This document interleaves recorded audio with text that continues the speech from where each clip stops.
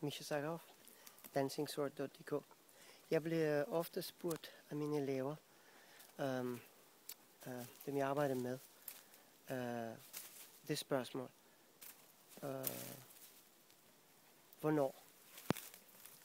Hvornår kan jeg regne med at blive rask? Hvornår kan jeg regne med at kunne spille klaver eller guitar? Hvor lang tid tager det at blive fri for stress, når jeg deltager for eksempel i Danmarks mesterskab i tennis, eller spiller en vigtig fodboldkamp, som elitefodboldspiller. Jeg kom til at tænke på det her træ, som har stået her måske 300 år. Og i den forbindelse, så tænker jeg, hvor lang tid tager det at aflære alle de og ubevidste og måske uhensigtsmæssige måder at gøre tingene på, som vi har tillært i løbet af hele vores liv. For eksempel som forkert vejrtrækning, når det handler om sygdom. Det tager noget tid.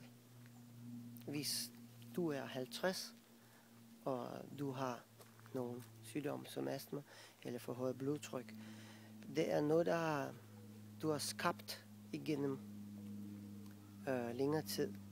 Så vi bruger et værktøj, der hedder Kaizen, for at lære tålmodighed og ydmyghed for processen, og for at nå gode resultater.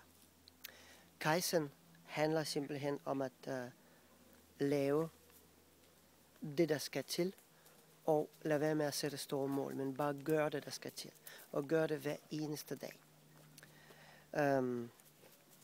Jeg fortæller i min uddannelse, altså i de kurser, jeg laver, 1-årige kurser, som var 4 kvartaler, siger sig selv,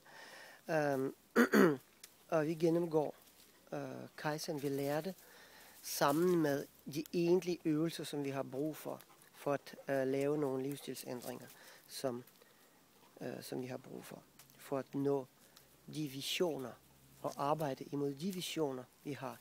Ikke nå mål, som er meget mere fastsatte og meget, meget defineret. Alt for godt defineret, alt for skræmmende godt defineret. Så vi arbejder mod visioner, og vi går en vej. Vi er til stede, vi lærer at være i Hara-området, lærer tålmodighed, lærer ydmyghed for processen.